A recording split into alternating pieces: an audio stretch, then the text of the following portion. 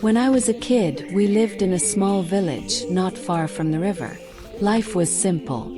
Everyone knew each other, and we respected the chief. He wasn't a king or anything, but he kept order, and we followed him. Then, one rainy season, a stranger came. He wore a long, thick robe and had a strong smell, like old leaves left in water too long. He arrived at the village gate, asking to see the chief.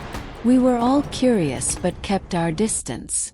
He looked tough, not dangerous exactly, but strange in a way you couldn't place.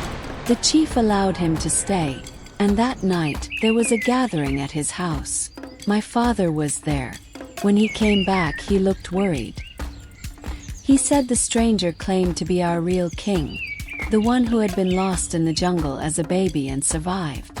My father said the man told stories that no one but a king would know, things from the old legends. Some of the elders believed him. My father didn't. The next morning, people started treating the stranger like royalty. He was given the chief's best seat, and people bowed to him. I thought it was strange, but kids don't have a say. We watched from a distance. But something was wrong.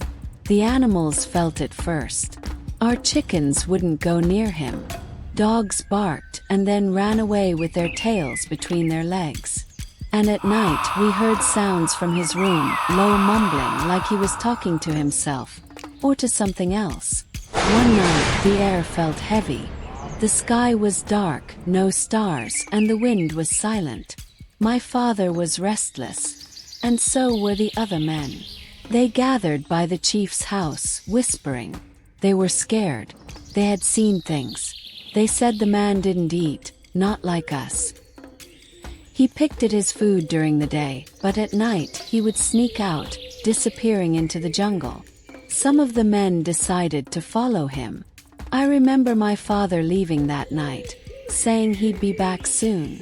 But he didn't come back until the early hours, just as the sun was rising. His face was pale, and he looked as if he'd seen death. When he spoke, his voice shook. They had followed the stranger into the jungle. The stranger was alone at first, but then they saw shadows moving toward him, shapes that didn't look human. They watched as he kneeled, bowing to these shadowy figures. The stranger whispered to them in a language they couldn't understand. A language that sounded like rustling leaves and hissing snakes. When he turned, his eyes were black, like pools with no bottom. The men had been hidden, but they swore he looked right at them. That was when they ran. The chief was furious when he heard, but the stranger just laughed. He told them they were fools, that he was there to save them from things they couldn't understand. But nobody believed him anymore. The chief gathered the men, and they forced him to leave the village, telling him never to return. After he left, things got worse. People grew sick. The river ran low, even in the rainy season. It was like the land itself was punishing us. And every night, the animals howled at something in the distance. Years passed, but sometimes on dark nights, people would still see a figure in the jungle, just beyond the trees. A tall figure with eyes like empty pits, watching. My father said the stranger was no king. He was something old, something that should have stayed in the dark places. And once you let something like that in, it never really leaves. Over the years, the memory of that stranger haunted us all. Some people would forget for a while, but then strange things would start happening again, like he was reminding us he was still out there. One night, when I was a little older, my friend Emeka dared me to go with him to the edge of the jungle. He'd heard the story 100 times, but he thought it was all nonsense, just something our parents made up to keep us in line. I didn't want to go, but he kept saying I was scared, and I didn't want to look weak in front of him. So we went, just as the last bit of sunlight disappeared. The trees stood like giants, their shadows stretching long and black. The sounds of crickets and frogs filled the air. But underneath it all, there was a strange silence. A silence that pressed on your chest and made it hard to breathe. Emeka walked ahead, acting like he was fine. But I could tell he was nervous too. Every few steps, he'd turn to look behind us, his smile fading little by little. We didn't talk, but we both knew why we were there.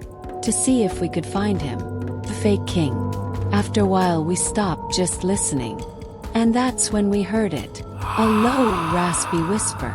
It was faint, like it was drifting in on the wind, but there was no wind. We couldn't make out the words, but it sounded familiar, like the stranger's voice. Emeka's face went pale. He turned to me, opening his mouth to say something, but before he could speak, we saw him. A tall shadow standing deeper in the jungle, watching us. He wasn't close, but I could see the outline of his robe, and the glint of those empty black eyes. He was just staring. No movement, no sound, just watching like he'd been waiting. Emeka grabbed my arm, and we both took off, running back toward the village. I could feel his grip shaking as we ran. But we didn't stop until we were back under the safety of the village fires. When we turned around, there was nothing there. But the silence from the jungle felt like a warning. After that night, Emeka changed. He stopped laughing so much, and he wouldn't talk about what we'd seen. Then, one morning I went to his house, and his mother told me he was sick. She looked worried, said he'd been having nightmares, saying strange things in his sleep. She showed me his room, and when I saw him, he looked terrible. His skin was pale and sweaty, and he kept muttering, "I saw him."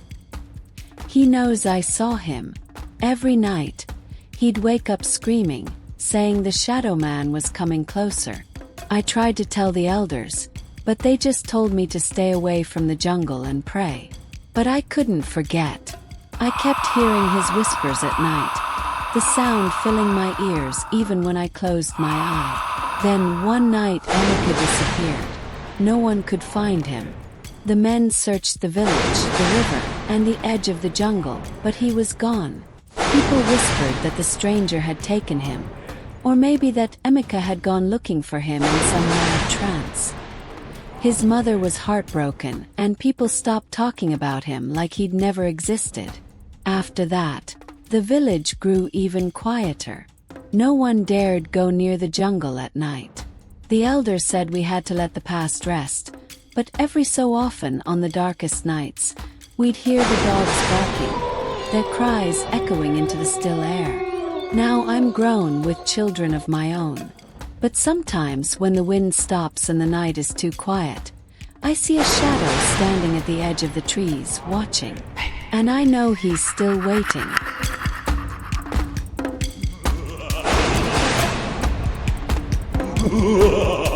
This video is brought to you by Storyverse and Innocent Michael. If you want to see more of this content, like and subscribe, and don't forget to share.